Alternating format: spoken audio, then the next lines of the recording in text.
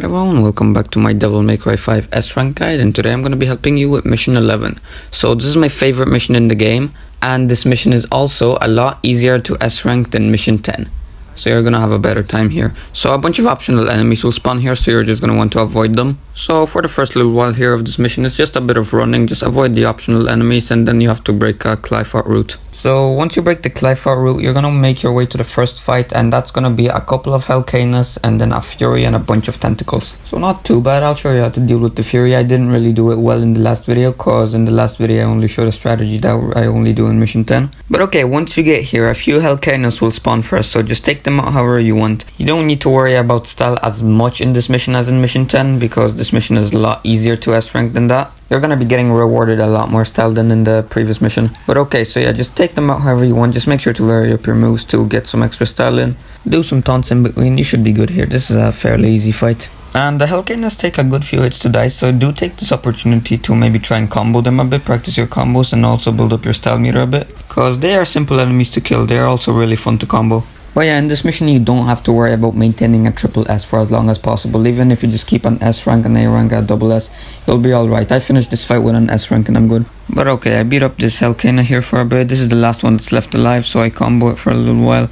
I then take the opportunity to knock it down on the ground and do a Dance Macabre on it, because that move is always good for damage and style. So you know, always take the opportunity to do it if you have like a single enemy left or something.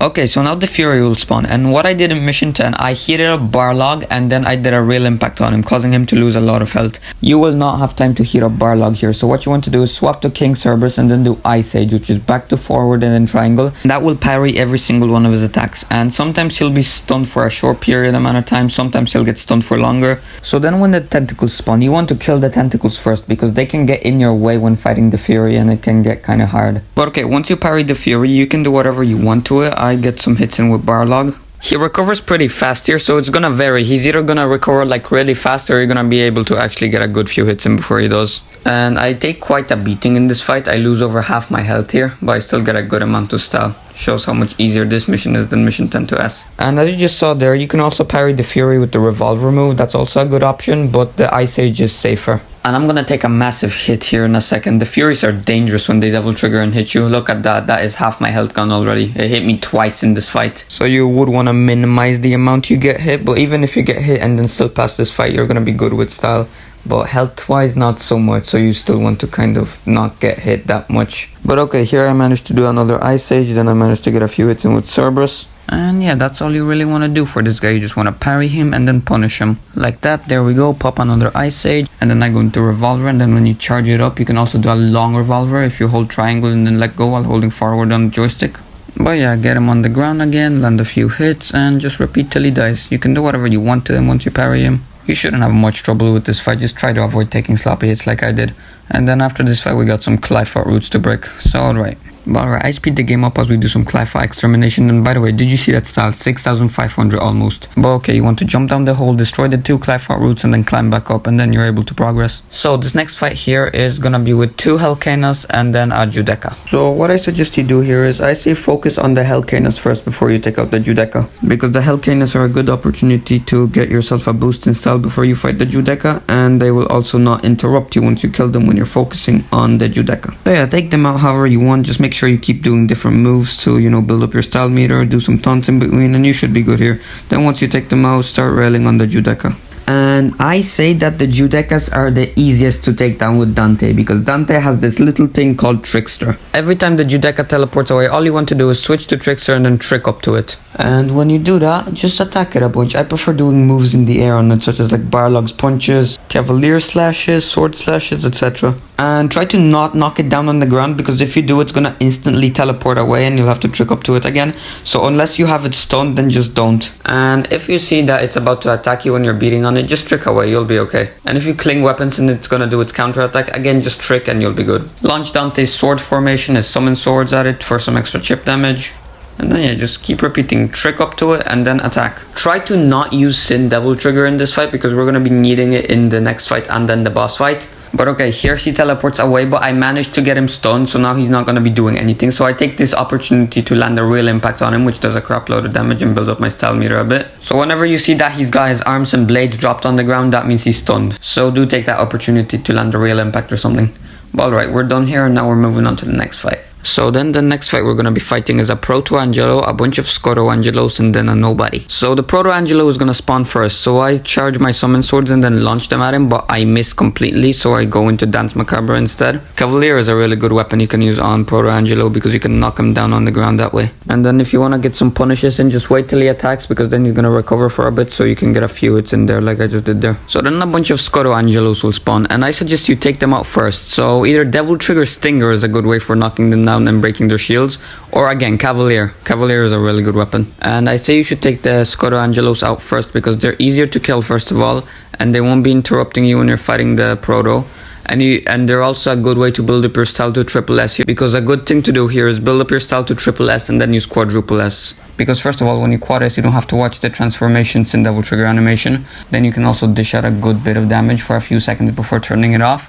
And you also get a bunch of style, so it keeps you up a bit. But you're going to have to turn it off really fast because you only have a couple of seconds before it locks you in Sin Devil Trigger. So just do 3 slashes and then turn it off. So just like how I did there, I did the quad S, did 3 slashes and then I turned it off. I still have my Sin Devil Trigger bar, almost a full style meter. And here I do it again, 3 slashes in Sin Devil Trigger and then I turn it off. Don't have to go through the animation because you have a triple S. And yeah, just keep beating on the Scoro-Angelos for now and then focus on the Proto. Once you kill the majority of the enemies here, nobody will spawn. There it is right there, it's spawning right there. I don't know if you saw that, there it is.